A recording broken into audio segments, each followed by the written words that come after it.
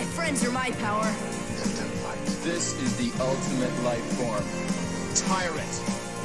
It's like one of my Japanese animes. They'll pay for this. Red, white, and otaku. That's why I'll never forgive the Japanese! Howdy, folks. Welcome to episode 0 of a new podcast. I'm Sheltered Snipe, and he's... Kansas Man? Yes. Off to a great start. We'll keep it in. Uh-oh. Now they can hear me saying I kept it in. Oh no. It's all falling apart.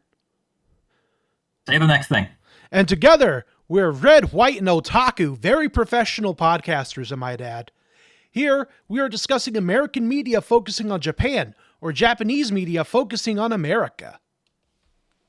Pretty broad and pretty vague, intentionally. So basically, take Resident Evil, that's a Japanese game, but it's set in an American small town or city and based on American tropes. And then you have things like the Grudge remake, the Ring remake, most horrifically of all Dragon Ball Evolution. All American films based on Japanese properties with Japanese themes, ideas, and tropes to them. So anything that falls under that very broad umbrella, we'll be talking about it. And we will cover every instance of it. I think it'll take us like maybe 3-4 months. We'll see. Or 3-4 years if, Netflix keeps making their stuff. Ooh, we'll get to that. Speaking of Netflix, our property today was a Netflix exclusive, Cyberpunk Edgerunners. What's that? What is that? You've never heard of it? I thought you watched it before this. I watched it twice, but Netflix designs everything for a second screen experience. So let's just keep rolling. What is it? All right. Cyberpunk is a tabletop RPG property that was created by a man named Mike Pondsmith in 1988. You following so far? Mm-hmm. Yeah. Okay. Yeah. D&D. I got it. Yeah, but based off of Blade Runner or Neuromancer, which I'm familiar with Blade Runner, not so much Neuromancer. That's like deep nerd stuff. I'm a cool Chad. I'm not into that.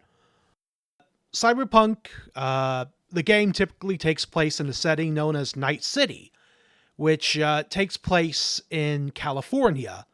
And it just so happens in 2077, it is now a independent state, that is located between North and South California. I think those are both separate states now, or separate regions, because California broke off from the United States. It's a whole complicated alt history future that I barely understand, and I played the game. What happened with Cyberpunk is the folks over at CD Projekt Red, who are known for working on the Witcher game series, they were huge fans of the RPG, the tabletop. And they came to Mike Pondsmith and asked him if they wanted to collaborate on a game together. This was back in 2012. The game itself will not release until 2020. To widespread dismay and horror, at least for a while. Well, at the time, people praised it for its story. For everything else, not so much. I certainly did not play the release build. I was fortunate enough to not have a good enough console at the time. Because boy, howdy, if I bought that on a PS4, I would have been angry. That's what Cyberpunk is, broadly. We got the game with the dice and the paper and the instruction books, and you got the video games with the bug fixes and patches and DLC and all that good stuff. And just to kind of lay out where we're coming into this from, I don't know anything about either of those. I have played exactly 3 hours of the game, specifically for this podcast. Snipe has played the game. You've played multiple runs, haven't you? Boy, I have about a little over 200 hours in the game. Okay. Yeah, so that's a good amount. I don't think I have that many hours in anything except Kingdom Hearts, I guess. But yeah, I have not interacted with that media hardly at all. So for me, this series, Edgerunners, was basically my introduction to the Cyberpunk property. But I do have a bit more info and background in Cyberpunk as a genre, which has been around forever. So very briefly, what Cyberpunk is it's a kind of science fiction that started roughly in the 70s, depending on what you count, where the whole point is subversion of the more typical Jetson Star Trek future, where improvements in technology have actually made society worse, not better. A lot of stories set in this genre tend to overlap with crime narratives, although definitely not all of them. Some early big examples include Neuromancer, which you mentioned, Do Androids Dream of Electric Sheep, which became Blade Runner, Snow Crash, which is a really great book. I've actually read that one. And then going forward, you have so many things: The Matrix, Ghost in the Cell, leading up to this. It's kind of weird to have a game that's just called Cyberpunk. It'd be like if you picked up a game that was just called Fantasy. It could be the final of its kind, even. Well, I mean, at the time, 1988, I mean, this was still a blossoming genre, so I guess Pondsmith just sort of grabbed onto it as fast as he could. I suppose so. I mean, we're still about a decade in, but I guess that's relatively early on. Yeah. Yeah, it started, early 80s? The game or the genre? The genre itself. 70s, 70s. Estimated. I mean, with anything like this, you can always look back and be like, oh, this pessimistic story from the 1930s is technically cyberpunk. But in terms of being a formal artistic movement, most people would say 70s. Okay. So about Alien time. Okay. Yeah, actually, Alien's a pretty good example. Well, Alien's a loose example. It's a few other things before it's cyberpunk, but it's in there. Alien is actually... Sorry, there's one other thing I wanted to mention in this section is I think it's really interesting we're covering this in the first episode of our show about Japan and America, because there is a specific lens that Japan and other Asian countries seem to get placed in Western cyberpunk properties. Because it was getting big in the 80s, at that time, and also the 90s, Americans tended to believe or even fear that Japan would take over the global economy in the future. Yeah. So in a lot of these movies and other stories, you have a very Japanese coded future, usually occupied by your white protagonist, if we're talking American media. So you have Wayland Yutani in Alien. You have the overall world building and set dressing in Blade Runner. This isn't really cyberpunk, but even the 2015 Back to the Future Part 2 is implicitly kind of Japanese run. Right. I was going to say, the franchise Dead Space? Yes. That game that I never stopped talking about and wish they'd just make a fourth one already. You've mentioned this before. Yeah. The ship in that game is called USG Ishimura. And throughout it has Japanese kanji underneath all the English text and stuff like that. So I believe it also takes a bit from this cyberpunk future as well. Oh, sure, yeah. I'm sure it does. And it's not just limited to cyberpunk either. Like Back to the Future Part 2. It's kind of an overall, I don't know, artistic notion. It's kind of xenophobic when you think about it. Yeah, a little problematic, yeah. Just a little. Yeah, it's something worth considering. And, obviously Cyberpunk, the proper noun, the game, borrows from this trend too, with the corporations whose names I can't be bothered to remember that exist in this world. Yeah, well, I mean, getting into Cyberpunk, the two big things are Arasaka Corporation, the Japanese corporation, it's basically Japan at this point, and Militech, which is basically America at this point. Its CEO is the President of the United States in 2077. Yeah, exactly. So yeah, it kind of codifies that conflict into the text of the world building. Oh, yeah. It's a big aspect of it. Cyberpunk Edgerunners is a prequel to the game Cyberpunk 2077 and the subject of today's podcast. Basically, how do I best summarize the story? Basically, Now, I had to go to outside sources to get this information. It takes place in either between 2075 and 2076. There's no, not between, but those are the 2 years it takes place during. Even though they don't explicitly say that in the show, I had to go digging through ancillary material just to find that out. It's very important. Always a sign of good writing when you have to consult the wiki for your synopsis. Like, definitely shouldn't have been expressed in the show somewhere, but that's okay. Yeah, you're going to get spicy with this, I can tell. But basically, the story is about a young man named David Martinez who lives in this city called Night City, as mentioned before. It's this big, humongous cyberpunk dystopia. But, I mean, there are worse places out there, but I won't get into that. Basically, David lives with his mother because he's only 17 still. He goes to a place called Arasaka Academy, which is the school that's run by the big evil Japanese corporation. And one day, after some incident at school, David and his mother are in the car, and a group of gangers trying to destroy a limo that's in front of them basically causes a head-on collision that ultimately results... how much do we want to get into spoilers on this front, on this part, before I get Yeah, I was just considering that. Maybe let's just hit like the big points of the first 3 episodes. I think that we can probably sum up the setup in another 3-4 sentences. Okay. Without discussing anything that happens past episode 3. Okay. So anyways, what basically results in a big accident. I say accident, it's more like indirect murder. There's this car wreck. David's mother dies during it.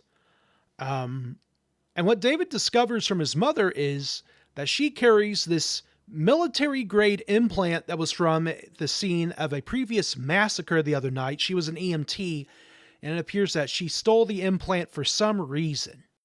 David himself, he gets bullied a lot at this academy, and with his mother dead, David decides to install this implant because he's got nothing else left in his life. His mother's dead, school hates him, so what's he do? This part makes me kind of uncomfortable. He gets the implant installed, he goes right to school, and he starts attacking one of the classmates that bullied him. Which, you can maybe see that as some form of potential allegory, because for me, the allegory of going to school with the Sandevistan, I'm probably reaching too much into it. It almost felt like... I don't know if I want to say it. It's like a almost say like the thing. almost like a school shooting sort of thing, but not quite. Because he has this military grade weapon on him, and he goes to school explicitly so he can attack another classmate. You see, I knew you were gonna go there, and I have to say I'm interested in the version of the show that you're talking about, but I really didn't see it that way. No, that's fine. To me, the technology that we see in the show, at least the primary forms of it, the show doesn't really seem to treat them like weaponry, with a few notable exceptions. It's almost more like a superpower. Right. So when he goes back to school and attacks his primary tormentor, which I have to say, like, it's not like... To me, David does not feel bullied. He's definitely an outsider, an outcast, but he's not like Peter Parker, you know?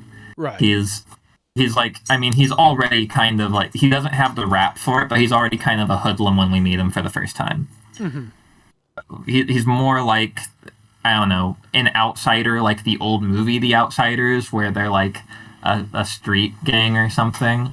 Like, he's kind of a badass without anything to back up that badassness, you know? Right. So when he goes back to attack his bully, it feels more like an 80s movie with the kid standing up for himself, not like the modern Columbine type of situation, to me. No, I can see that. Yeah, like I said, it sort of felt like it to me, but not completely. It was probably me reaching at things, because I was trained by school to look for deeper meaning in things when it probably wasn't there. So I was like, We'll get into the deeper meanings. But this has much to say about society. Yeah, so David gets expelled from school, and he's just sort of aimless at this point until one day he's on a train, going to and from across the city, and he meets this girl. Who is this girl, by the way? who is this girl? I don't know, but he has like weird psychic visions of her like several times. Which it's worth mentioning that he is not psychic, and psychic visions do not play a role in the world building of this show. But he still has like weird hallucinations of her hair and facial features before they actually meet or interact. Like their red strings are already tangled somewhere in the ether. Yeah, I think and on the it's rewatch, it's really silly. yeah. I think it's supposed to represent like he's sort of seen her in the periphery before, and he's caught glimpses of her, so they've sort of etched themselves into his mind. But this is the first time he's ever actually met this mystery woman directly, I think, on the train while she's trying to pickpocket from him. It is. Yeah. Pick socket, pardon. Oh, pick socket. That's right. Because people have sockets in their necks and they keep their little credit chips in there, which is a terrible way to store your money. Dear viewer, please keep in mind that all of our characters have what look like gills on their necks. So, and by the way, it's money. That's what they're storing in their necks. I think so. Either that or information shards. I'm pretty sure it's their credit chips. Yeah. So I had no idea what the hell they were stealing. Yeah, I assume that's what it was. In the game, I don't really see like stuff like that. I just sort of kill a guy and then an inventory box pops up saying take money. I mean, I know that when, in one of the episodes, they do that to a guy and they get like info into how to like steal his car from the socket chip.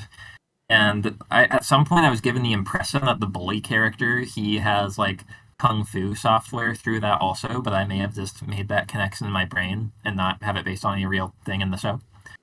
But yeah, I don't know what the gill chips are for. I just know apparently they're worth some money because they like taking them. Yeah, he works with this Lucy character that he meets, and they do some picksocketing for a bit, and they steal the dubious chips. Until eventually, like, David starts getting sick from overuse of the Sandevistan. That's the name of the military equipment that he has equipped. Which gives you flash powers. Like, theoretically, from what I understand, it should just be like bullet time, like speeding up your perception compared to the stuff around you. But you basically goddamn teleport when you use it. Like, it's pretty ridiculous. Which, honestly, that's not even a criticism on my part. It is very cool. It just makes no sense. Maybe it doesn't have to. It's future tech, man. It boosts your body, makes you go super fast. It's the future. Yeah, I get it. The Atroiska Corporation invented the Speed Force or whatever. Sure. Arasaka, please. That wasn't even malice on my part. I literally can't store that in my brain for some reason. But please continue. I'll keep it in my brain pan. Don't worry. Basically, this is the first indication that David has no sense of restraint, which is overusing the Sandevistan. Lucy helps David get some medicine, and then she invites him over to her apartment, and they share in something called a brain dance, which I feel like was pretty self-explanatory in the show, but did you understand it? Yeah, basically. I mean, you create a simulation of an environment or a setting or a situation, and then you get to live in that scenario you created, and if you want to, other people can be brought into it. Yeah. Although it's like a holodeck, but mental. Yeah. Although with some brain dances, they're actually built directly off of memories and things people have experienced. Which is what David used to do for spare cash, is he used to sell illicit snuff beaties, or brain dances for short.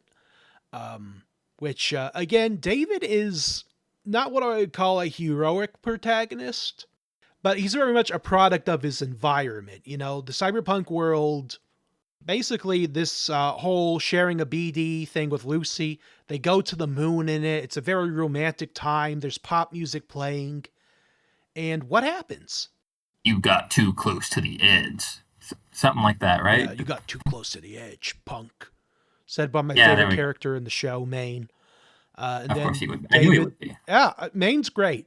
But anyways, David is awoken from this brain dance to this hulking man who then proceeds to punch him in the face and tie him up. And then the next episode, it's all about the fact that that implant David's got was originally supposed to be sold to that huge hulking man. I'm sorry, Snipe. You just torpedoed the whole podcast. You just said that David got woke. I'm afraid that's the end of our career. Oh, no. Yeah, he we went just lost woke. 5 million viewers. No. Now We we're didn't even have one broke. viewer, and now I have negative 5 million. We'll never recoup. My social credit. We'll never financially recover from this. I'm already poor. Now I'm poorer than poor. But yeah, I mean, that's all kind of lead up, but that is the setup. From there, the actual. So, very briefly, it's the oft-seen found family fantasy of sorts. Yeah. And we get our happy little crime family doing missions in this world, and we kind of get to experience it, its ups and downs through their eyes, and see what becomes of them in these scenarios. Yeah. If I were to share my opinion on the anime so far, as spoiler-free as I can be, I personally enjoyed it. I don't watch a lot of anime. I'm not a big anime watcher. I'm trying to be. But as a fan of both Cyberpunk as an IP and a genre, I enjoyed it. Because I thought it was very faithful to the game itself while telling its own story. Since Snipe shared his pedigree, I'll just add that I am something of an anime watcher, which means that you should discredit my opinions immediately. But I do have a bit of a background in that, and I have the back tattoos to prove it. Yes. So I watched the show twice, like I said, and I also watched a reaction video covering the whole series this morning, both to refresh my memory and to keep the voices at bay. And my opinion of it would be very different if I was only going off of when I watched it the first time about a month ago. But having rewatched it very recently, my opinion overall spoiler-free, I really enjoyed it. It was a good time. Oh, wow. I have significant critiques. I have significant critiques to the point where you might wonder, wait, how did you enjoy it? But despite or because of all that, I think it's pretty good. I liked it. All right. I was gonna say I'm surprised. Yeah, no you would be. offense. I don't mean to say, oh, you always hate everything we watch, but I hate maybe 50 to 60% of everything we watch. I mean, come on, we watched Mortal Kombat 2. That was the best film of the year. And somehow I'm still talking to you. Yeah, I guess viewer maybe will just establish that now. There's actually a segment we will reach later that I put into the notes that is called Tangent's 3-minute hate. And that's kind of the dynamic you have here, where I am the negative Nelly, and Snipe will be your more reliable source of optimism and levity. So take it while you can get it. Yeah, I was going to say, what can I say? I'm a positive person, but I will also be fully honest that the show's adherence towards the game itself could also be a bit of a detriment to viewers because they could be a bit lost if they don't know as much about the setting, I feel. If that makes Probably. sense. Honestly, I don't feel like I got too confused. I mean, maybe there was big things I missed, and there are a few things I want to say confused about, but when I say confused, I mean more like I think they did a bad job of this, and I'll give you a chance to convince me otherwise. Mm-hmm. But overall, I think I got it. Like, company is bad. Scrappy protagonists. I don't want to say good, but scrappy. Superpowers cool. Like, it all felt pretty... The world-building stuff mostly felt pretty clear. Okay. I was just making sure, because I like to cover my bases of this sort of thing, because I feel like if I showed my brother this anime, he would be much more lost and much more negative on it. Well, maybe, but I feel like your brother would be like, "What? That's not. Show me how you put a Sandevistan together. Then I'll know if this makes sense." Yeah. He's a very technically minded guy, that one. Yeah, he is. But yeah, I guess I could touch a bit upon the connections between the anime and the RPG if you'd like. Yeah.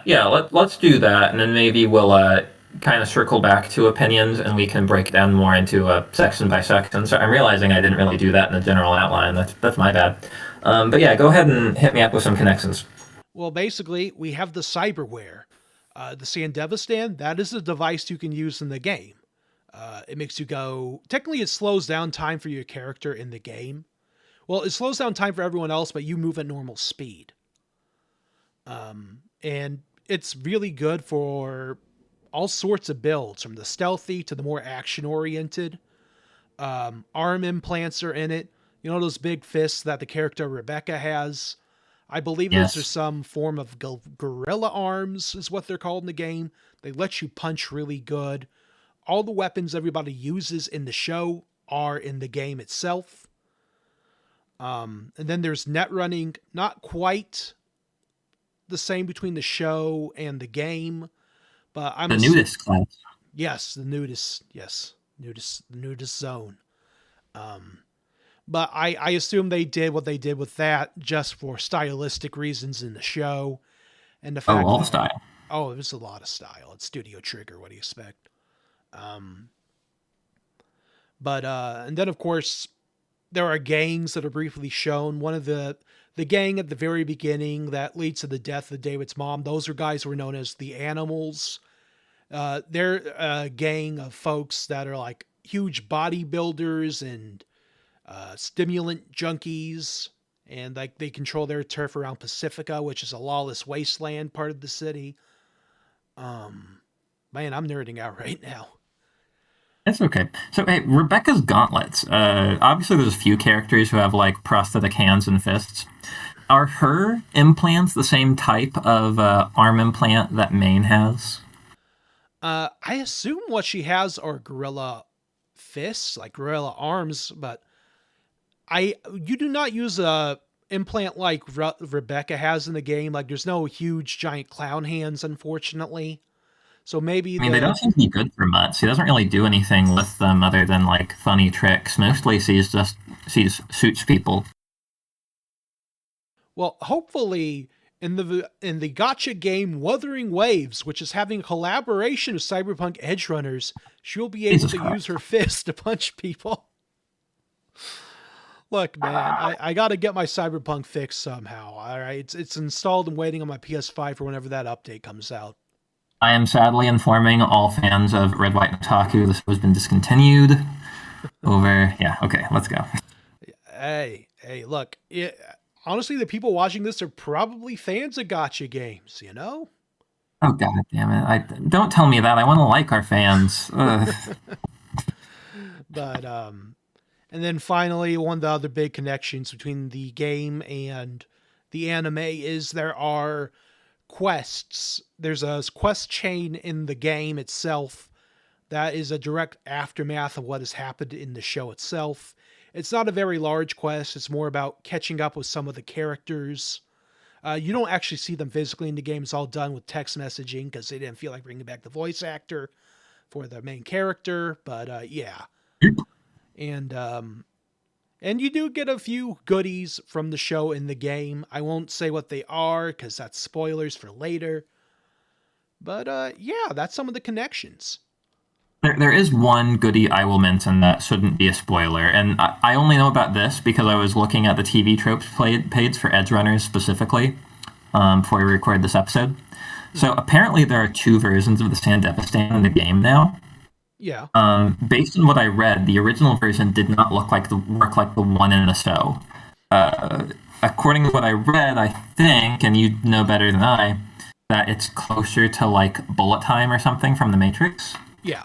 But when they patched in stuff from the show, they included a second version of the Sandevistan that functions more like the anime version.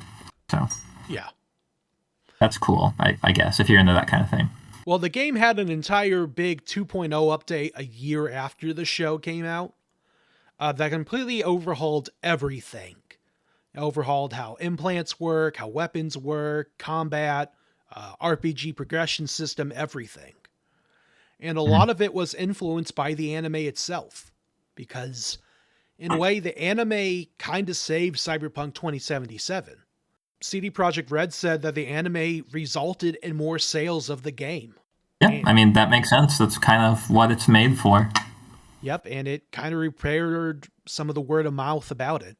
Yeah, I mean, that's fair, I think. I know I said I enjoyed this anime, and I did. I'm sticking to that, but boy, I have some mixed feelings about it overall. Do you have any other connections you wanted to bring up? No, that's about it, besides Arasaka and Militech, which I've already touched upon a little bit. Okay. So let's kind of break the show down into its constituent elements, right? Right. So starting with some positives. The art, and I don't think I appreciated this enough the first time I watched it, but the art is incredible. Yes. Yeah. I mean, like you said, it's by Studio Trigger, which is the intellectual descendant, direct descendant. They have several staff members in common from Studio Gainax, who I'm a big fan of, from several productions. Trigger's worked on a lot of anime like Kill la Kill, which are very popular, and I don't think I've been able to watch any of them. Like, I've started and just not been intrigued, so this is the first show by them I can think of I've seen all the way through. Mm-hmm. But yeah, the art looks great. I have 2 dogs, and because of that, when I watch it on the TV, I am pausing an episode 7 or 8 times per episode to go deal with them.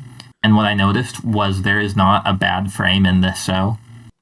Yeah. Every time I paused it, it looked like something that I could hang on my wall.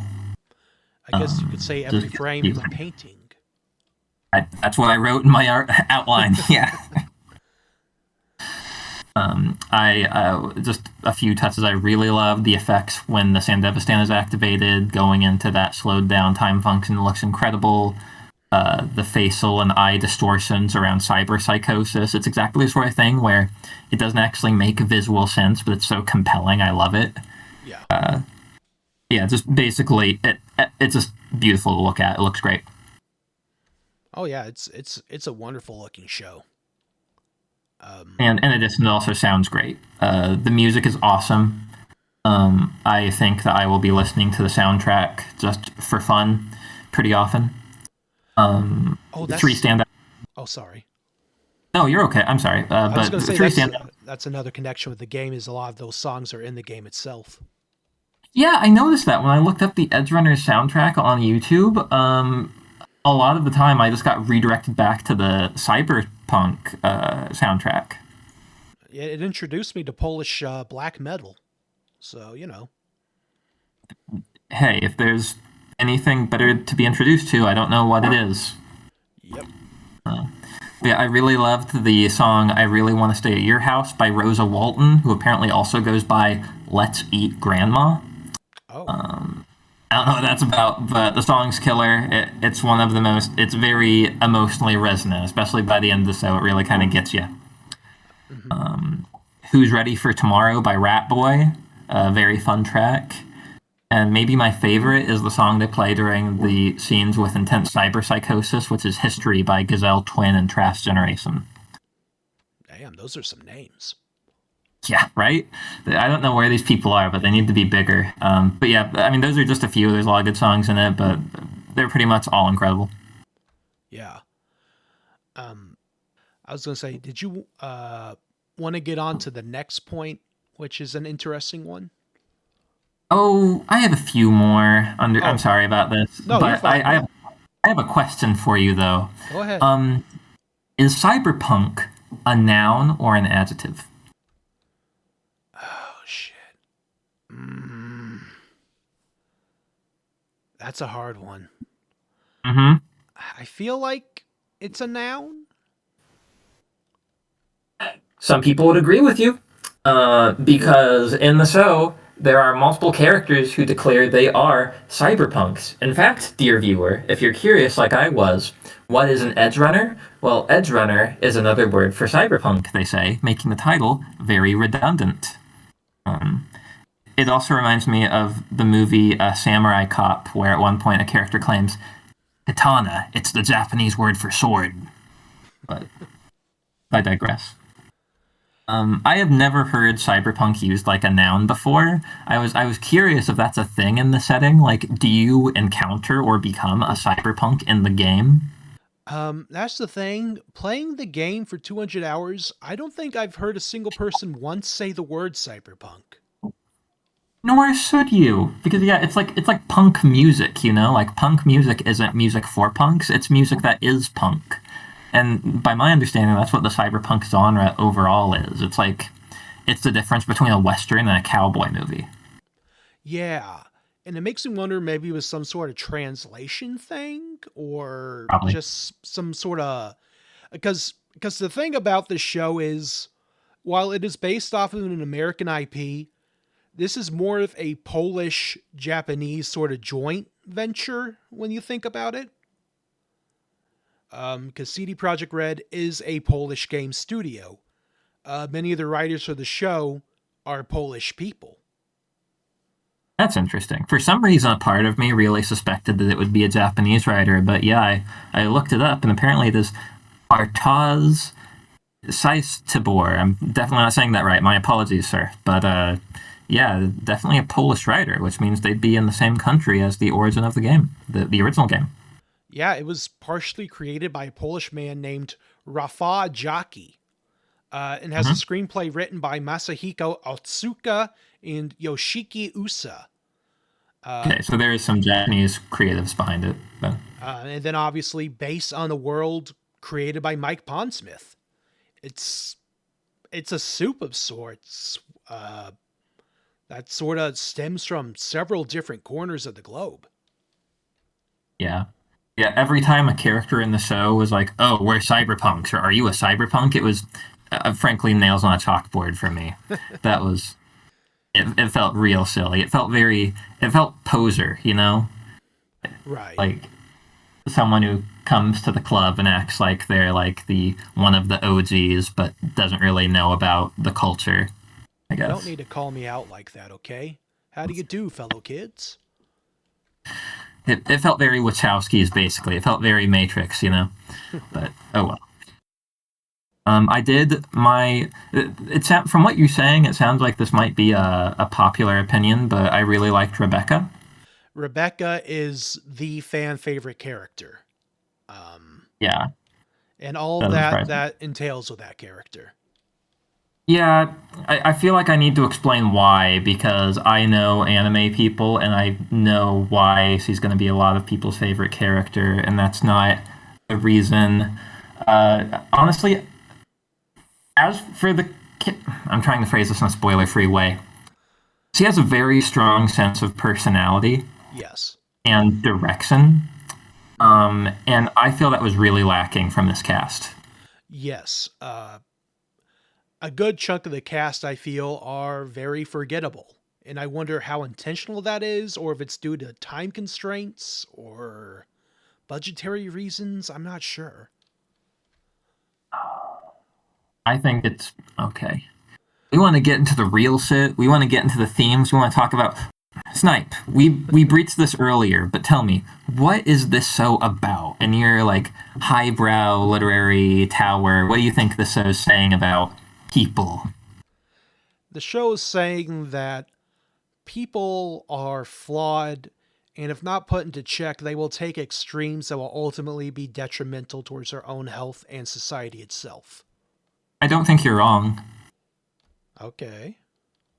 I think the show is very geared towards talking about personal issues and interactions. It's very focused on individuals and how they relate to other people who they care about.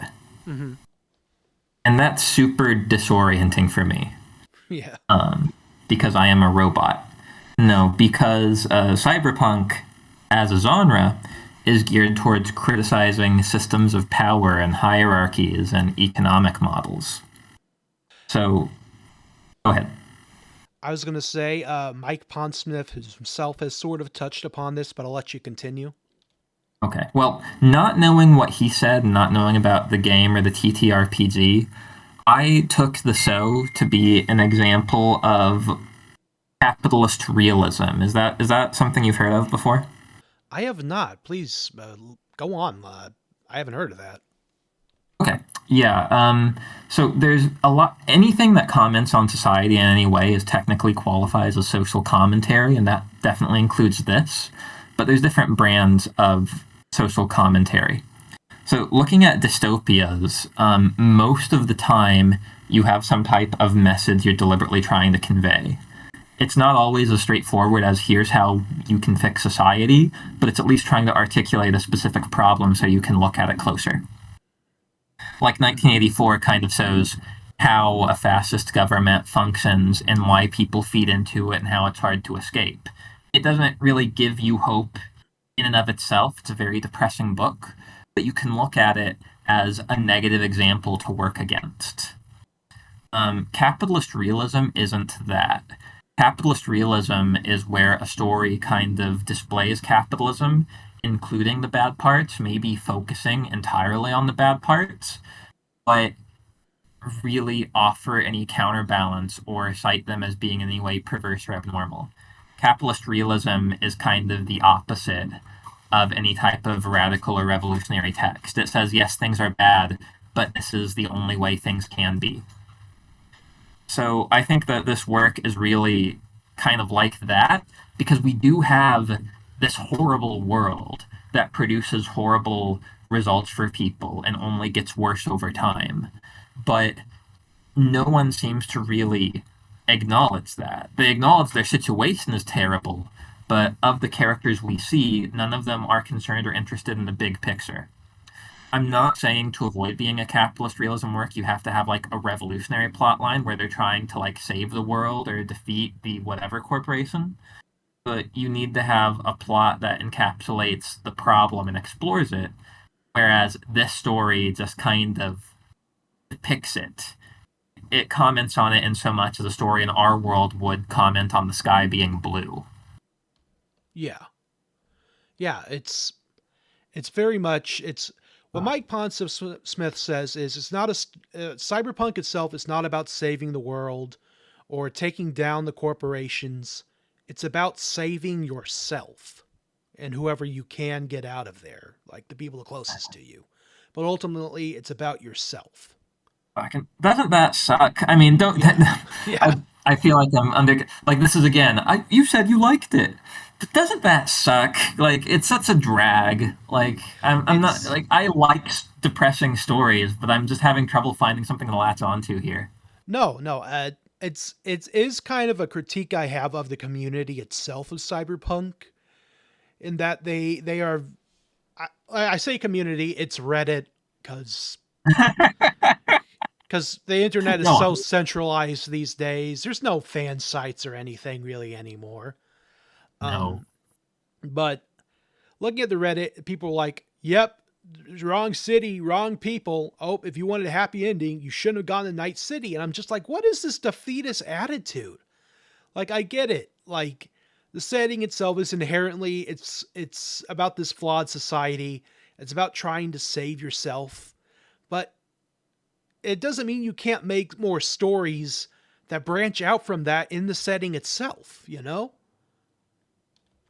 Yeah, my issue is that like all of the characters seem very self-interested and self-involved, and that's fine, except for the fact that it's all of the characters. Like if it was our central band of heroes who were the selfish sticks, and then counterbalancing them, you had maybe idealistic villains or a competing group of protagonists who had different ideals. I'm not saying they would have to show that our protagonists are wrong and there's a better way, but it would at least offer the idea that there's different ways of looking at these situations. And the fact that we don't get that contrast just makes the cast all feel kind of the same and kind of the boring and kind of myopic and small-minded. Yeah. It feels very constrained by what it's been set out to be. It's like they want to color so closely in between the lines that there's no room for more expression than that. does anyone in the show care about anyone other than themselves and the person they're sleeping with? The closest thing I can think of is Rebecca, which maybe that's why she's my favorite, who cares about her brother, albeit that care seems to involve having a desire to murder him one day, and cares about David, the guy she hopes to someday sleep with. So, yeah. Apparently, And Falco, but he's best boy. how you like Falco? Fuck yeah, I like Falco. Do you not like Falco? He's barely a character. He's just voiced by Matthew Mercer, and he shows up for like 2 episodes. He shows up for 4 episodes out of 10, wow. and he redeems the last half of the show. Okay. I'll say this, because there's more. I'll talk about him more in spoilers, but Yeah. No, yeah. Rebecca she's recently gotten a spin-off manga that's a prequel to the show. yeah, her and Pillar. Yeah, I saw that on the TV Trips Yeah, page. yeah.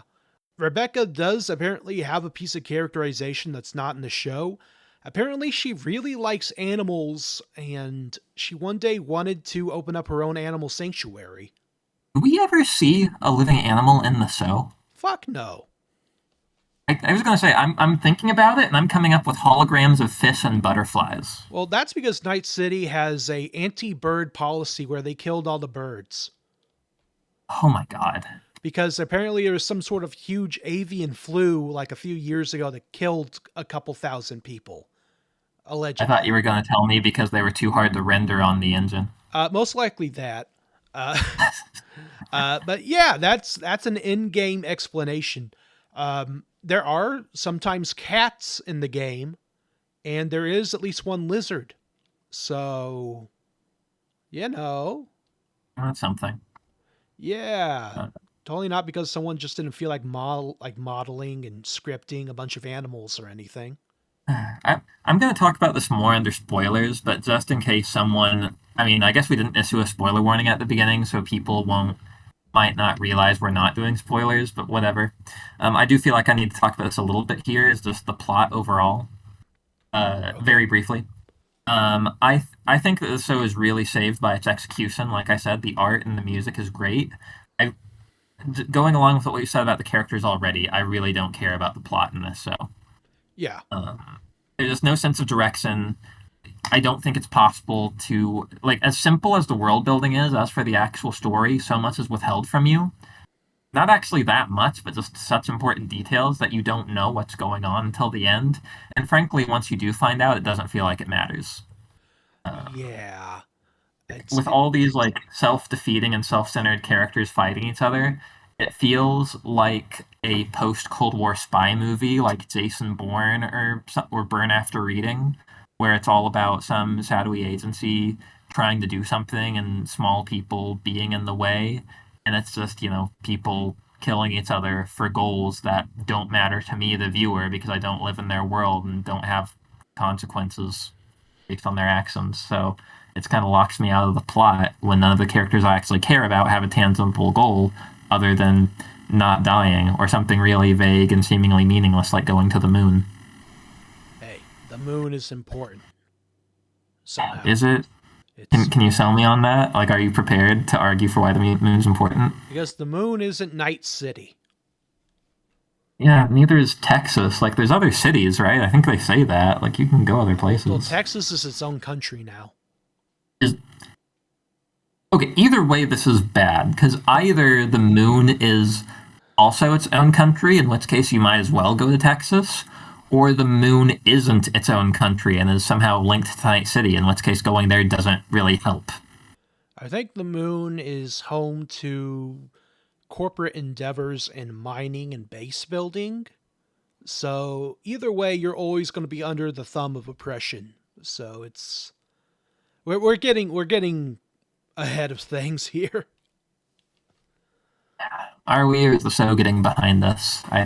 I'm confused. Okay, so the characters don't have motivation that I care about, but Lucy does want to go to the moon.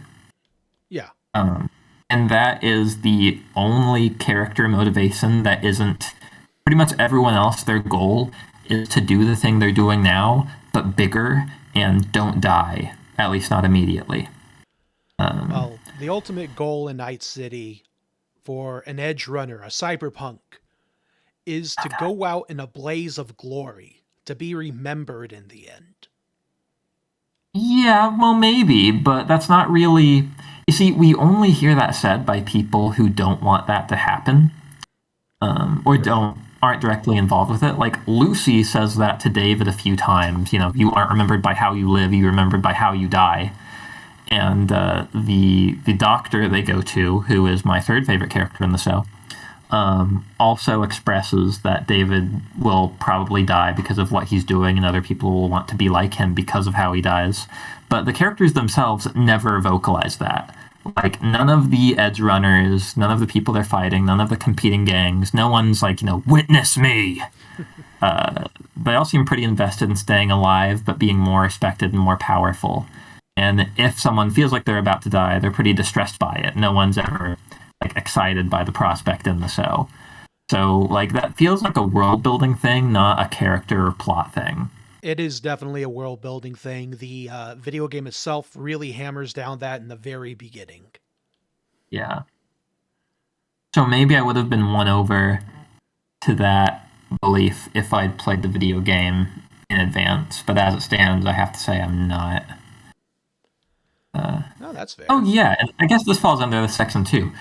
Did it feel to you, as someone who's played more of the game, like there are missions in the show that are lifted or kind of reflections of missions in the game? Yeah, there's car stealing, information stealing, rampage and murder, kill a certain amount of people who are from X gang. You get missions from a fixer that actually shows up in the show itself. Yeah, the Chinese sounding woman. Yes, Wakako. Yeah, I played enough of the game that I heard from her at some point. I noticed that she was in the show also. Yes. Yeah, it's very similar to the game in that there's a bunch of side missions going on, and then there's the main plot you sort of ignore in the background until you've exhausted everything else and just have to go ahead and do it. Yeah, the mission in episode 4, his kind of coming into the gang mission where they steal a car, definitely reminded me of the attempt to steal a car in the tutorial from the game. Yes. Albeit it went very differently. Yeah.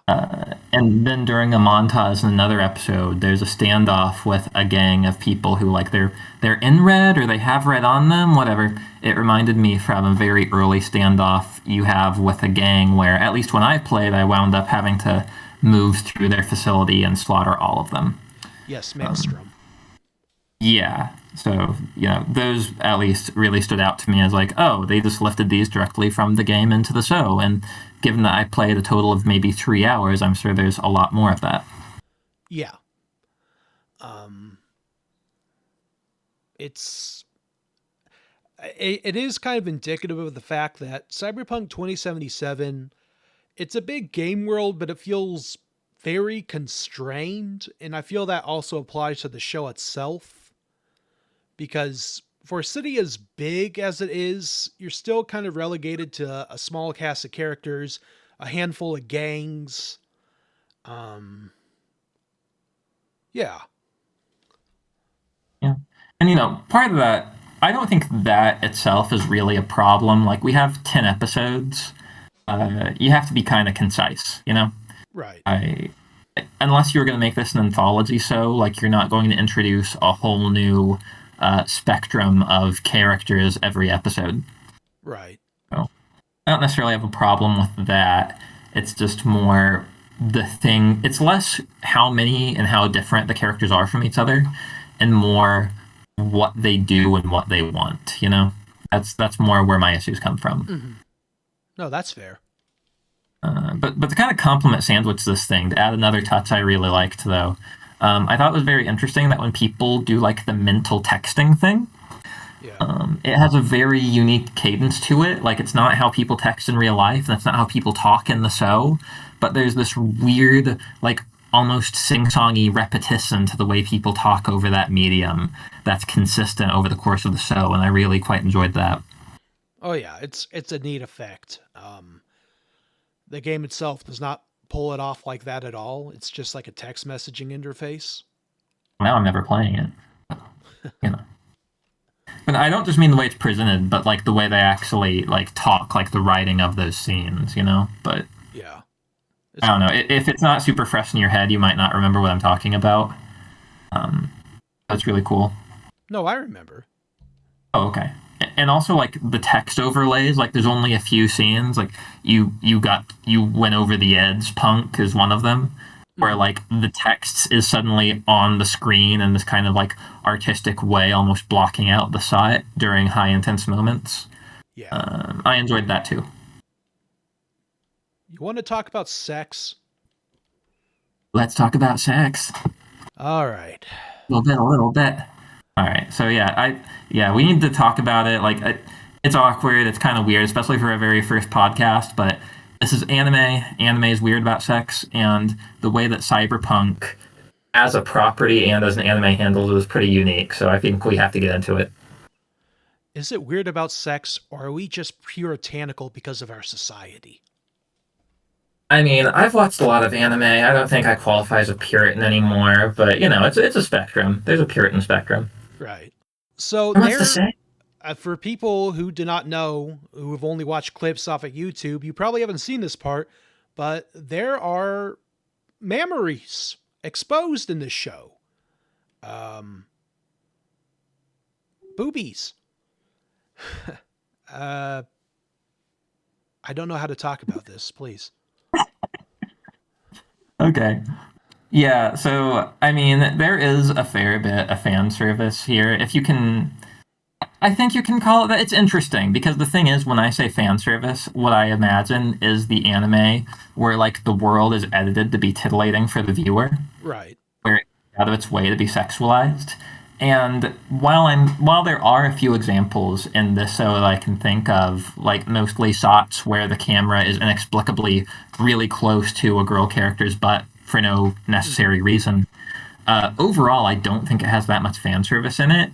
In the viewer-oriented way, it feels more like Night City culturally has a lot of sexual elements to it, and those are just kind of depicted in a factual manner, you know? Yeah, it's a very matter-of-fact element of society. Again, we have to keep going back to the game because this is a game tie-in. Sex is everywhere in the game, in advertisements, in billboards, in stores. And the character editor where you get to modify your genitalia. Yes, you get penis 1 which or I would have penis liked 2. to know before I played it with my blinds open. Yeah, I should have warned you. That it's sort of, hey, you can choose to be a Ken doll, so it's all good. Oh yeah, okay. But it's a very... Sex is interesting in this show because it feels more like a sort of way for people to express themselves in the least violent way possible, it seems. That's true. And it's a way to feel still sort of human. This expression of the bare nudity, the sexual encounters, and sex itself. Because everything else is either covered in violence or covered in corporatization or exploitation. And sometimes the only escape is just an intimate moment between two people. Yeah, something like that. I feel like there's kind of a spectrum, you know? And it depends on what moment you're talking about in the show. There's a kind of a dichotomy. Okay, so I think one of the worst examples of, I'm going to call it fan service, even if I don't know if that term should really apply here, in the show, is the Netrunners. We mentioned it earlier, lightly, but there's 2 Netrunners in the main group, Lucy and Kiwi, Yes. and there are a lot of scenes where they are just naked. And in text, the idea is that they get naked to use their like net running powers, but one, you know, that's like Quiet from Metal Gear Solid 5. It's a stupid justification the writer put in because they want to have characters be naked. Like, there's no reason you have to make the world that way. And 2, even in the show, they mention at a few points that there's like special chairs and outfits you can wear for net running that don't require you to be naked. So like it's a choice by the writers and it's a choice by the characters. And I don't know if either of those things make it worse or better, but there's a lot of just unnecessary kind of distracting nudity going on, especially in the second half of this show. Yeah, I will agree with you on that. When it comes to characters relationship-wise, I get it. But yeah, the nudity when it comes to the ice bath stuff is weird. Especially when it's like... I mean, again, maybe it's because folks in Night City aren't as prudish about it, but at the same time, it's like, it's not necessary. I don't even know if it's the whole prudish thing. Like, David looks pretty surprised the first time Kiwi gets out of the ice bath, so I think that at least for normal people in Night City, it's about as weird for them as it is for us. Maybe. A little bit different for, like, the career criminals and high-level corpos, but... Yeah. Yeah. On the other hand, though, I was genuinely surprised that, and this is coming from my anime watching side, but I was really shocked when David and Lucy were explicitly in a sexual relationship. Yeah. And to be clear what I mean for you viewing at home, there's never like a sex scene in the show. We do not see David and Lucy have sex, but the characters talk like adults kind of, and it's clear how their relationship has progressed past a certain point. And I was really surprised because that's kind of like that depicts a kind of maturity, like not in the sense that sex is inherently mature, but anime does not deal with sex well, to put it lightly. Even your most fan service laden eki gooner anime will usually have a lot of unintentional nudity and just, I don't know, frankly pretty gross stuff alluding to sex but never actually reaching that point. And maybe this shows where my expectations were, but I thought we'd be somewhere closer to that than this in this show. So when Lucy and David explicitly got together and started living together, I don't know, it shows some more cojones to really commit to that character relationship where most anime kind of like to play it coy and, not alienate the assumed teenage to older child demographic they expect to be watching their shows. Yeah, it is very nice that this is explicitly a anime that is for adults. It is very explicit about that, and I appreciate that. Oh, and you know what else is for adults, Snipe? What? Snuff films. We gotta talk about the snuff films. Yeah, so our protagonist, David, relatable, high energy, has to learn the ins and outs of the trade, up-and-coming street hero David, is already a connoisseur of videotapes of people being eviscerated at the beginning of our series. Yeah, it's a very bold choice to have your character, I wouldn't even say flawed, just this fundamentally broken. Just because he's 17 at the time, and he's just so accustomed to this. I don't even know if I'd put it that way. You see, this is one of those things where it's like, I think I get what you're saying about how fucked up this is, based on reasonable moral standards that we have. But in the logic of the show, it just feels like a thing he does, Yeah. Like, the weird thing is he is very invested in this content. Like, he's a big fan of a certain creator, he even helps sell his videos. But it barely comes up. There's like maybe 3 scenes dedicated to this, and it doesn't impact his character. It feels very indicative of the world this is set in, where this thing, which should be like, this is a pretty significant evil in our world, like they made that Nicolas Cage movie about it. In their world, it's kind of a sort of annoying vice a lot of people have, like vaping or something. Yeah.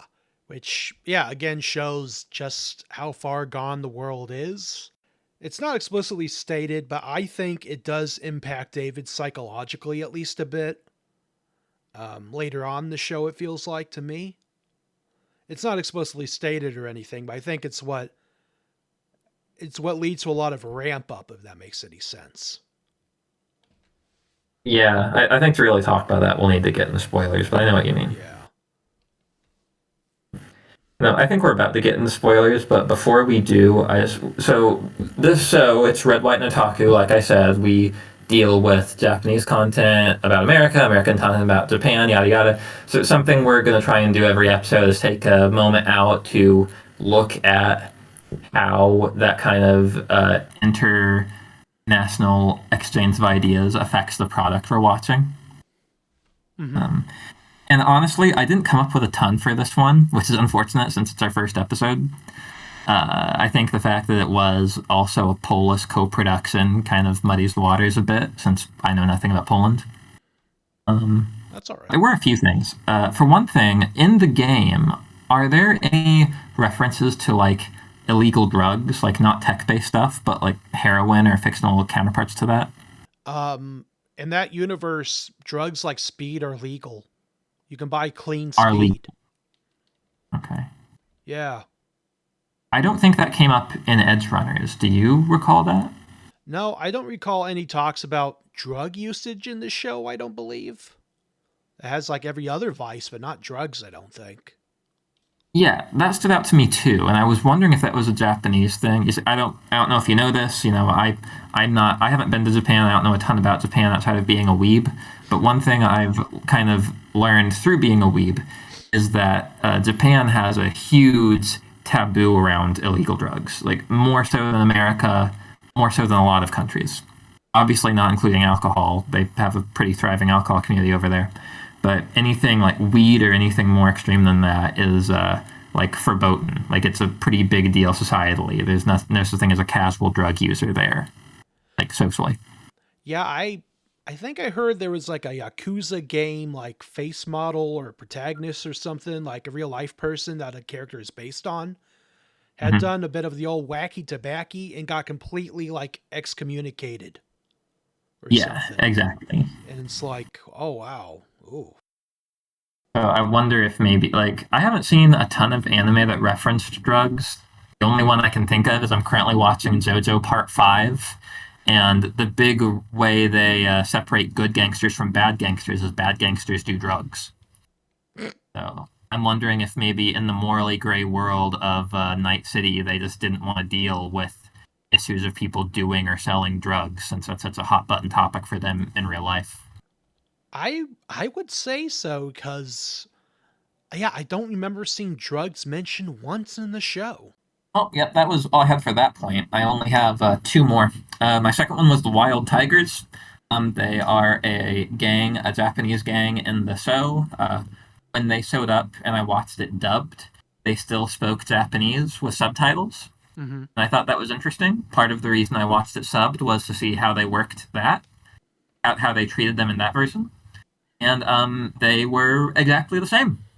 They still spoke Japanese, and everyone else was also speaking Japanese. So I don't really have anything interesting to say about that, but I thought it might have been interesting. I'm wondering if maybe, like, you know how Japan has like different dialects? Yeah. Do you think maybe they like spoke in like a specific dialect and maybe denotes like some sort of upbringing or class based sort of thing?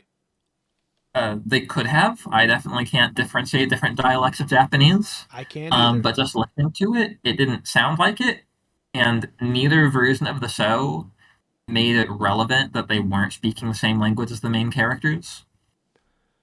Okay. Like, there's not a moment where the main characters go like, "What are they saying?" or "I wish I could talk to them." They pretty much just shoot at each other. Well, that could be because in Cyberpunk, everyone has a universal translator because of their mods, their cyberware. So Then why are we not? Then how are we hearing a different language then? shut up. Like, are we watching this through like a drone that didn't get the translation software? Like now this just raises further questions. Don't think about it. Consume the product. Someone better get fired for this blunder. All right. Last point I have on this is this might be a nothing burger. For some reason, and I'm really glad I rewatched the show. For some reason, my recollection was that David didn't use guns in the show, which I realized was stupid because I specifically remembered one person he saw it towards the end. But rewatching it, I saw that David struggles to use guns during episode 4 when he's being kind of brought into the organization, Yeah. despite having killed at least like one person through vehicular manslaughter before that. It doesn't seem like his holdup is killing people, although maybe that's what we're supposed to think of it as. So that made me wonder again if it was another Japanese cultural thing, because I have seen other shows set in Japan where realistic characters are forced to use guns and have a lot of reservations and hang-ups around it because Japan has such a strict culture around like only police having guns. There was a show I saw in high school called High School of the Dead, which, by the way, I don't recommend. I was like 13 when I watched it. But in that show, there's like a zombie apocalypse, and the kids start using guns, among other things, to survive. And, you know, in the show, they're like, oh my God, what have we become? And as an American child, I was like, what are you talking about? It's awesome. Like, in an American show with zombies, people would be shooting them in the head, and they'd just be like, wow. It sucks that my mom's a zombie, but it's cool to be shooting things, so that kind of stood out to me. Killing's cool, folks. In America. Woo. Only we get to do it. But, yeah. Yeah, I don't know. It definitely sounds like maybe sort of a cultural thing, but I also kind of just chalked it up to the fact that David is kind of a huge poser who thinks he's tough, but then when put into a situation, he kind of just doesn't know what to do yet. Yeah, maybe. I mean, sorry, I don't mean to backtrack, but again, like I'm looking through my mental notes to try and figure out if I agree with what you're saying or not. And what I'm arriving at is like David's kind of not a character. Like, yeah, he's a vehicle. Yeah, like he's really cool and competent in certain scenes where it's useful for him to be, and he's stupid and useless in others. And he does have an arc where the moments where he's cool become more frequent than the moments when he's useless. But it's not like a coherent or consistent progression, or at least not one that I'm led to be interested in. So, yeah, I don't know. I guess he is as much of a poser as the plot needs him to be. He's a poser until he's not, but that's also going towards more spoilers. All right, so we just go full throttle. So we go into spoilers. If we would want to. All right, let's do spoilers. Hit me with your spoilery take. Let's ruin the show for whoever's still listening. Episode 6 is when shit starts to hit the fan. At this point, our protagonists have captured a man for a specific client. They're trying to get information out of him. Lucy fries this guy for some reason. We're doing spoilers now. And the reason is because the guy works for the Arasaka Corporation, and they're interested in getting David as a test dummy for cybernetic implants. And she's like, and she fries that like guy. And at the same time, Maine is going cyber psycho, and MaxTac is called in on the area. MaxTac are a section of the police force, basically, that handle cyber psychos who are incredibly dangerous. So basically, Maine dies in this as a cyber psycho, killed by MaxTac, and it's basically up into the next episode. It's a time skip, right? They don't say how long it's been. Apparently, it's a couple months.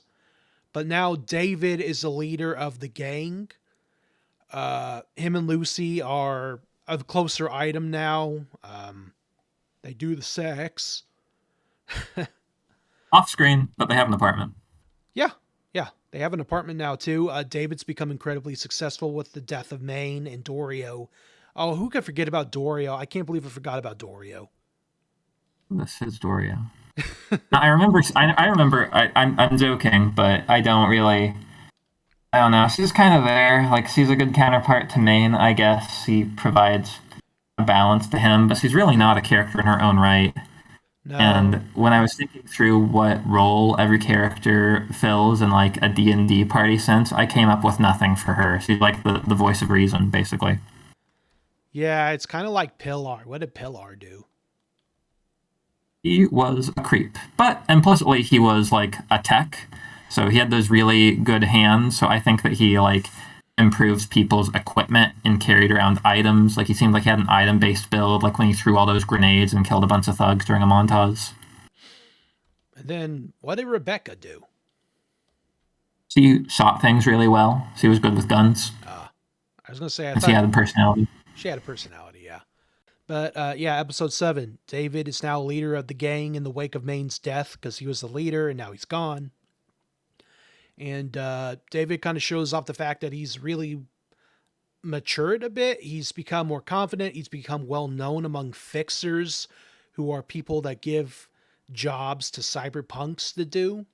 Basically, David is the leader of the bunch. You know him well.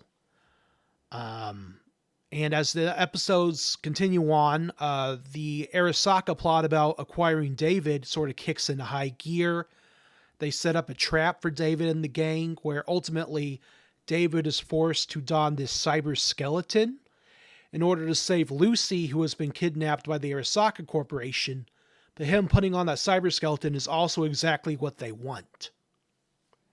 That way they can get like combat research data off of him and eventually capture him. It's kind of messy, isn't it? It's okay.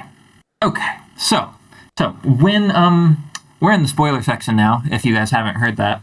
So when Faraday, who is the handler for them, who organizes their missions and is ultimately kind of the main villain of the show to an extent, meets up with his employers at Arasaka, they say something about how they're not paying him or giving him everything they promised because he couldn't provide the combat data from the cyber skeleton. Right. And that is kind of an excuse because they wanted to fuck him over anyway. But like, what within the ruse they were playing, what was he supposed to do for them? Like, how, in what form were they supposed to acquire combat data other than just watching what happened? Because I have no idea what they wanted to happen there after David got in the suit. I don't know. After the child gets in the robot, it's just sort of chaos. I know all about that part, but Yeah. It's just things just balloon out of control. Arasaka itself is like, holy shit, we have screwed up bad. We don't know what we're doing anymore. And it's just like, yeah, what did you think was going to happen? Okay, but even you phrasing it that way leads me to believe that I should know what it would look like if things went according to plan, and I don't. I don't know what the plan, like, I don't know at what point the plan went wrong. It feels like all of their objectives were accomplished, and then they started freaking out. So was David not supposed to be as successful with the skeleton as he was? Did they expect Militech to eventually kill him? Or did they expect him to burn out without being able to find them or figure out where Lucy was? Like, I don't get it. I'm confused. I guess I just watched this yesterday. Yeah. No, yeah. I guess the expectation was he was supposed to beat the shit out of Militech so much that he just gets worn out and then Arasaka comes and collects him. But I guess they didn't anticipate the fact that he is so unique and special, he can handle it. I guess. Even though that's... Do you think... Go ahead. All right, go ahead. I was going to say, even though the fact is, they knew he was going to be unique and special about this, so they should have really planned around that a bit more. Was the X Factor the mass amount of the anti-cyberpsychosis drugs he got from third favorite character in the show, the physician, earlier? Like, is that the thing that tipped him over the edge, so to speak? I think so. That's the thing that probably allowed him to go for longer than he should have. You'd think Arasaka would have been just smart and put in some sort of failsafe in the exoskeleton that just turned it off. Yeah. Like, I'm just saying, Arasaka, like, just flip a switch and then he's just a torso and an Iron Maiden, but, yeah. Well, this is kind of what I was saying earlier, is that maybe it's like this in the game, too. In fact, it probably has to be. The cybernetics people get in the show don't feel like technology. They feel like superpowers. It's like, once you have it, you have it. No real discussion is made towards maintenance or needing to update or upgrade beyond upgrading as in getting newer or better equipment. The only downsides we see are related to the cyberpsychosis. Like, tech, once you have it, just seems to work unless it's broken or hacked. Yeah, basically. I think in the game's lore, you still need to take like immunoblockers, which, stop your Right. body from rejecting the implants. Um, Sure, I'm but that's sure. like you, right? That's not like the tech. Yeah, yeah. I think general maintenance is probably mentioned at some point in the video game itself, but in the show, I don't think it's as emphasized as much, except for the fact that Maine's arm cannon is prone to glitching, and then when Mhm. David gets that arm cannon, it is also prone to glitching, implying that there's an inherent problem with the piece itself that just was never worked on. Interesting, because like when Main's arm cannon, I remember one moment when it blitzed when he tried to launch a missile. I want to say in episode 3, and it just didn't. No, episode 4, and it just jammed and didn't work for a second. Yeah, But aside from that, it felt like the technical problems he had were related to cyberpsychosis. yeah, And then when David started having problems, like immediately in the very end of episode 6, no, episode 7, yeah. I'm so sorry. his hand starts jittering, and that seems to be foreshadowing for him being in the early stages of cyberpsychosis too. So I didn't. Yeah, I If don't that was know. meant to be the hand blitzing out, I didn't pick up on it. Like I said, I could have completely misread that, most likely. Uh, Conflicting interpretations. Who's to say? But yeah, the whole thing with the everything about the cyber skeleton is bad. Not Yeah. everything. It looks cool as hell. It's a really cool fight scene.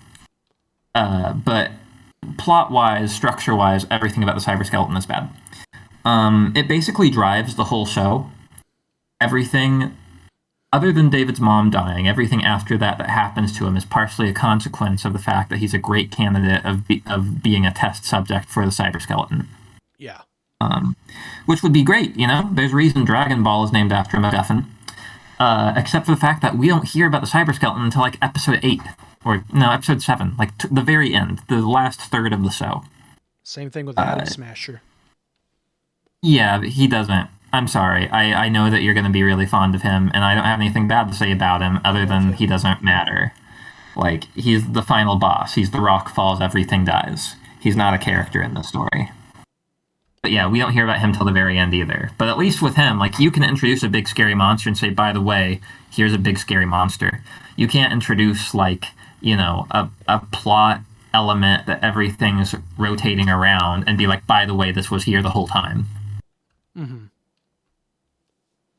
And just the way it works is weird. Like, we talked about the anti-rejection drugs, and he got a huge supply of them from his doctor, and he has them with him. But also the suit already has some equipped, and somehow the type he has that are extra, he can just slot into it somehow. So the drugs built into the suit are analogous to the ones he has from his doctor, even though those drugs he got from his doctor are specifically stated to be super special and hard to get and stronger than even the military variety. So lucky they were using the same ones for this project. How fortunate. Yeah, and no one talks about this, but these are connections we're making here on the show, folks. You're on the ground floor for this one. The show itself does not really discuss this at all. You see the drugs be introduced as a major plot element, you see the suit be introduced, and then they both just kind of work in tandem, and you have to infer the suit is using the drug he got from the doctor. Because he got a certain amount, and that amount eventually runs out. So, yeah, it just kind of tracks, but it's kind of hard to keep track of. It's not an ideal Netflix second screen experience, is what I'm trying to say. Yeah. But besides the cyber skeleton, those last 2 episodes are kind of the big finale, right? Yeah. Where Definitely. Lucy is kidnapped by Giancarlo Esposito. I mean Faraday. That's who voices him. Yeah, I know the guy. We're pals. Oh yeah, best friends. He's my Los Pollos Hermanos. Yeah, then the trap is set for David to arrive at Arasaka HQ, and eventually there's a big old tussle with the aforementioned Atom Smasher, which is interesting because he kind of serves the same role he does in the video game in that he appears right at the very end and you fight him. Except in the video game, he's a cakewalk. In the show, he is not. I've heard that. That's what I've heard, yeah. Yeah. And in the tabletop RPG, he's usually the default lose condition. Like when people are tired of playing the game, the DM is like, hey, here comes Adam Smasher. Go die. That's usually how it goes. So it's true to the character itself. He just sort of shows up at the last minute and throws a linchpin into things, or a wrench. And he's not the only character introduced at the last minute. We have to talk about the second best character in the show. We have to talk about Falco. Oh boy. How do you feel about Falco? I don't feel anything about him. He's not much of a character. How could he no. He is as much, if not more, of a character as, like, anyone on this show who isn't Rebecca. Like, he is as much of a character as Maine or the Ripper doctor they go to, or Faraday. He is dripping with personality, to the extent the show has any. Okay. Well, I will say, if you like Falco, spoiler for the video game, he is a character you text with in the mission that's based off of Edgerunners. Hey, now I play the game. I have to sext my favorite. Oh, yeah. So you get a little bit more personality from him in the game. Not much. Yeah, except the fact that he is a nomad, which are usually like people that live on the fringes of society. They usually, travel between wastelands and stuff. So he is in the show earlier than we notice him. I saw him on the rewatch. He might appear in some group shots in the early episodes. I'm not entirely sure. The first time he gets any focus at all is in episode 6 when Maine is losing it. After Maine hits Kiwi, Falco swoops in and knocks him out. Yeah. So that's his first. He doesn't talk that I remember, but he is there, and I think his name is said at one point earlier than that. Episode 7, which is basically the start of season 2 of the show, is when he becomes a character. And no, I think he's pretty fun. I mean, he has that ostentatious mustache. He has a necessary counterbalance to David, where he's the old hand to the new guy in charge. I don't know. He has a lot of funny lines with Rebecca, and maybe that's why I like him so much. Is just kind of collaterally, because I like Rebecca a lot. I also like him because they have good moments together. Mm-hmm. And I also think that he is the best evidence I have that the show was written episode by episode. I think what happened was the plan was always that everyone except for Lucy was going to die. But then when they reached that final scene where they're having that big battle with Adam's Master, they were like, wait, how does Lucy not die? Like, well, David's going to die, and Lucy has to leave. Okay, but she wouldn't. She wouldn't leave. She would stay and help him. All of this is about her trying to help this guy for reasons that we can't fathom. And they're like, okay, so someone has to take her away. And that's when Falco comes in. And they just kind of retroactively made him a character as much as they could in those past 3 episodes to lead to that moment. Yeah, I could see that. Yeah. I mean, it explains the fact that we barely see him for most of the show, and then he suddenly shows up. Oh, yeah, and that reminds me. I wanted to talk about the found family dynamic. I don't know if this had to be in spoilers, but I can talk about it more clearly in spoilers. Yeah, sure. What do you think about the found family dynamic of this show? Do you know what I'm talking about? It's when, characters from different walks of life sort of converge together and become a sort of pseudo group of friends or family. Yeah, it's very big on Tumblr. Oh, yeah. And you see it a lot with these kind of crime shows too, like Six of Crows, Firefly, Guardians of the Galaxy, anything about like these kind of scrappy underdogs on the outskirts who have to come together, Yeah. And it's kind of like that, but I would say it's maybe because of like the ideology to Cyberpunk 2077 we were talking about earlier. It's a very cynical, I would almost say mean-spirited version of that. Yeah, because at the end of the day, Kiwi kind of exemplifies the fact that a lot of them are pretty selfish, and maybe if given the right opportunity, would probably turn on each other. Yeah, and not just Kiwi. I mean, Kiwi is a very overt. For those playing at home, if we didn't say earlier, Kiwi's one of the net runners, and she betrays the group to Faraday towards the end, or a payday. It seems there isn't really a better reason given than that.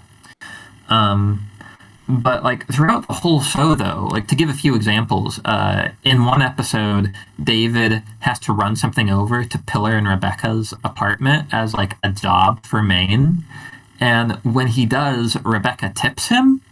And it's a nice gesture, yeah, but it also kind of shows how transactional all these relationships are. Like, these aren't people who are, like, doing favors for each other. Like, they're not really a family in that way. They're business partners. Things need to be repaid. There's debts between them. Yeah, it's kind of like that in the video game itself, too. You meet a series of characters, and it's usually the reciprocal, you scratch my back, I scratch yours. Sometimes it feels like towards the end there's a bit of friendship sort of building, but then there's some endings in the game that kind of indicate that if your main character were to go missing for some time, they would not give a shit about you anymore. Yeah. And I mean, and also in the show, after the time skip, after episode 7 and beyond, it does feel like at least Rebecca cares more about David, but again, she's wanting to like seduce him away from his girlfriend, so it doesn't really feel like a real tight friendship. There's definitely, it feels like there might be other goals at play than just them being close to each other now. Well, yeah, I mean, getting a relationship of like the most popular edge runner in the city right then. I mean, yeah.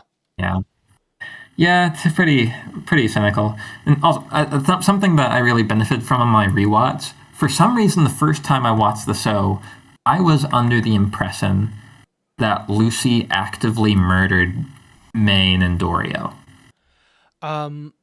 Basically, yeah. Go ahead. No, you got it. I was going to say, basically, her actions kind of are what led to it. Mm-hmm. She didn't directly kill them, but by frying the Arasaka agent without telling anyone she was going to do that, resulted in everyone trying to revive the guy, which resulted in trauma team, which is a paramilitary medical team, being called in. And then that in turn resulted in a Max Tac being called in once it became obvious that the situation was FUBAR. Yeah. And Lucy inadvertently got Maine and Dorio killed. Yeah, and I figured that out on the rewatch, which I don't know, maybe the dubs, maybe however it was dubbed, however that script went, is what led me astray, or maybe I just wasn't paying close enough attention. So it wasn't quite as dark as I thought it was in that regard. But still, Lucy does pull this crazy maneuver, ruins a job to protect David. And when it goes south, when Maine and Dorio are clearly in peril, she is the one to advocate for leaving them behind to save herself and David. And it kind of goes what I was saying earlier. People in this world only care about themselves and whoever they're sleeping with. Even though she knew those two longer than she's known David by quite a bit, she still leaves them out to dry. And that's not the sort of thing you normally get in these kind of found family fantasies. It's part of me wants to say it's more realistic. I really hope that's not the case, but it's definitely more bleak. I will never leave you behind, buddy. Unless, it's advantageous for me. But hey, Otaku's forever. Well, I feel like we're getting towards the end. I have another segment here I just want to hit real quick. And honestly, a lot of the things I was going to say here, we've kind of already covered in other segments, so I'll try not to make it last too long. But I do want to set the precedent for this being a reoccurring bit on the show. And that is called Tangent's 3-minute hate. It may not last a full 3 minutes this time. Basically, the point of this segment is that it is somewhere where I can isolate a criticism or criticisms I have that would otherwise render any further analysis of the property pointless. So, whenever there's something where I'm like, I have such a firmly negative opinion on a certain subject of that property where it's hard to say like, oh, you thought this, but you liked it? Well, that'll go here. And basically, fundamentally, once again, I need to say this before. I like the show. I'm glad I watched it. I think I even recommend it, maybe. But it doesn't feel like a real show in some ways. It definitely feels like something that was kind of made as an ad for the game. I feel like it was made with a lot of love and care and dedication that comes through in the artwork and the music and the presentation, how things are all put together. But in terms of the characters who live in this world and why they do what they do, it, like we've already kind of talked about that a bit, but it kind of shines through how artificial this product is to an extent. For the last few years now, I've kind of sorted movies by how much they resonate. And Snipe, you can still talk here. It's called Tangent's 3-Minute Hate, but it can be our hate or my hate and your love. It's fine. But I don't know if I've talked about... Have I talked about resonance when it comes to movies? No, you have not. Okay. Well, weird. This isn't one of my favorite movies, not even in the top 50, but I got this idea when I saw the Barbie movie a few years ago. Right. Where, like, even when it didn't feel like it was for me, even when I didn't feel like I knew what it was doing or wasn't enjoying certain scenes or lines, it still resonated in that I could feel that someone was trying to tell me something, that someone had a clear idea, some deep feeling they were trying to share, that it wasn't just being made as content.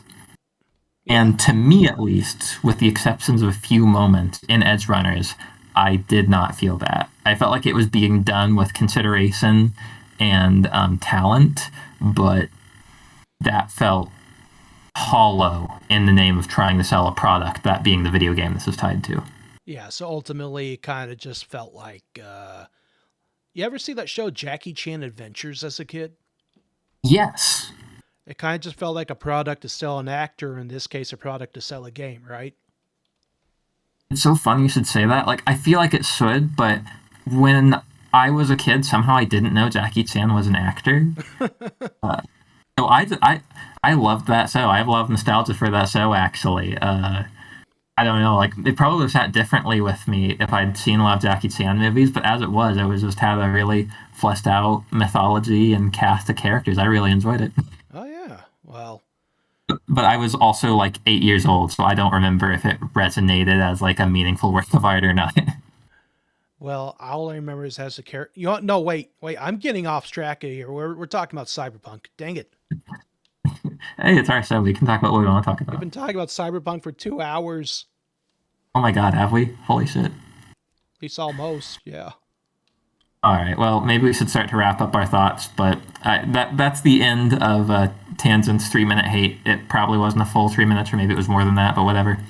Point is, the show did feel like an ad, but for what it's worth, it was a successful one. This morning I checked and I saw that Cyberpunk the game was on sale on PlayStation Store, and I bought it. So in the end, the anime got me. I have fallen. Hell yeah. Hey, I mean, it got me to buy an action figure of Takamura, and you haven't met him yet. But he's a fun character. Didn't you just buy a Hellboy action figure today? Yeah. The Takamura is from a few years ago. He's on discount for like $12. Because it's Takamura, who gives a shit. And then I also bought some Cyberpunk and Witcher graphic novels because I was on a CD Projekt Red sort of kick. Have not touched those at all. Really should. I don't know. Didn't you say you're allergic to books or something? I did, and then I bought over 100 Hellboy comics, and they're PDFs, and I'm trying to read them now. I'm trying, man. I'm trying. We're going to have to start a Patreon just to fund your impulse buys. Yeah, I'm trying to work on it. It's okay. I like to have a little representations of things I like, okay? I know. It's okay. They're there, Seltered Snipe. They're there. We can't all buy dogs and name them after our favorite anime. Anyway, any closing thoughts on Edgerunners? Which of these edging runners, which death impacted you the most, if at all? Me? Well, I mean, Rebecca. Like, I don't know why, but I somehow lulled myself into a false sense of security that she would make it out, which doesn't make any sense. It was totally going against my better judgment. But yeah, there was a part of me that was really shocked, not only when she died, but when she saw the body. Like, that was pretty unpleasant. Although I did. The first time I watched it, the only time I teared up watching the show was when Lucy was on the moon at the very end and they started playing I Want to Stay at Your House or whatever it's called. Which was stupid because I don't care about David and I don't really care about Lucy and I don't buy their love story at all, but the music and the visuals were really effective and it got me. Yeah, that song, it stabs you right between the ribs, man. By the way, right before we were recording, I went to Walmart and on my way out of the store, someone had a sticker of Lucy on their back window of their SUV. I almost took a picture of it, but then I thought about the optics of me taking a picture of the back of someone's car in a parking lot, and I didn't. Yeah. It was a tasteful sticker, right? It was... Oh, yeah, I mean, she's not naked the whole time. No, it was her. It was a normal picture of her. All right. Well, I just want to say the death that I was impacted by was Maine's, obviously, because I liked Maine a lot. I mean, I already had the whole show spoiled for me by YouTube and Twitter because I need to get off social media. You do. But Maine's death still hit me pretty hard just because I'm a sucker for that father figure, that, slowly dies trope sort of thing. And that and the music choice they used, just like watching this guy slowly lose himself and become a monster. Yeah, I thought it was kind of touching. Fair. That was a really good episode. Yeah, episode 6 is my favorite by far. Yeah, as far as Maine goes, I know that you tend to prefer like the big bulky characters. Yep. And I normally don't, just because I come from the Stan Lee school of conflict, so I always identify more with the smaller, wily characters and think of the big guys as just obstacles to be overcome. Right. I did like Maine compared to the usual characters of his build. I thought he was a big tough guy, but he was also a compelling leader figure, and I enjoyed his screen presence. And episode 6 was really good. Thank you for validating me. Hey, it has to happen once in a while, or else people who listen won't realize we're friends. Also, interesting note, the guy who directed episode 6 specifically is apparently showrunner for Edgerunners Season 2. Oh, nice. Yeah, fun fact. We're supposed to be getting, I think, information on Edgerunners Season 2 in July sometime, so that's going to be pretty exciting. Cool, yeah, and if you're listening, you can learn all about that here on further episodes of Red, White, and Otaku. That's right. We will cover it unless we forget to talk about it and stop caring for a while, in which case you will learn about something different. Shall we play him out? Yep. So, where can people find us? Yeah, so we are Red, White, and Otaku. I'm sure I've said that a few times. If you're listening to this, you've already found our podcast on something. Maybe it's YouTube, maybe it's one of your podcatcher apps. Either way, stay tuned, and you can listen to further episodes on here. If you're on YouTube, you're free to leave a comment. I can't promise that we will see or respond to all of those, but, it's one way of getting a hold of us. A better way of getting a hold of us is you can email us, whiteandotaku@gmail.com. That is Red, White, and Otaku. There are no spaces, no capitals. We will try and remember to include that in the description attached to this episode, so you can just copy and paste it into your email to send to us if you want to. And at least for now, at the end of episodes, we will plan on having a mailbag segment where we will try and respond to every piece of email we get. That may have to change over time, but I'm not anticipating a huge turnout for now, so please email us. Send us your recommendations, your critique, your death threats, your marriage proposals. We'll respond to them all. Yep, and that's again redwhiteandotaku@gmail.com. Mm-hmm. So, what are we doing next time? All right, well, that is somewhat still in discussion between us, but I did whip up a rough outline for at least the first chunk of Season 1, and I think next time we will be visiting the King of the Monsters in his very first American outing. That's right, folks. Size matters. We will be watching Hanna-Barbera's Godzilla 1978 cartoon. Oh, thank God. At the moment, I'm thinking maybe the first 6 episodes. We'll talk about it. Maybe we'll go longer than that, but at least the first 6 episodes. They're all on YouTube, so that'll be episode 1 after this episode 0. Hey, that's something I can afford. All right. All right. Well, we have been Red and White and Otaku. Yep. I was going to say, I don't know how to end this, but yeah, we are. I'm Sheltered Snipe. And I am Tangent Man. Take care, everybody. See you next time. Bye-bye.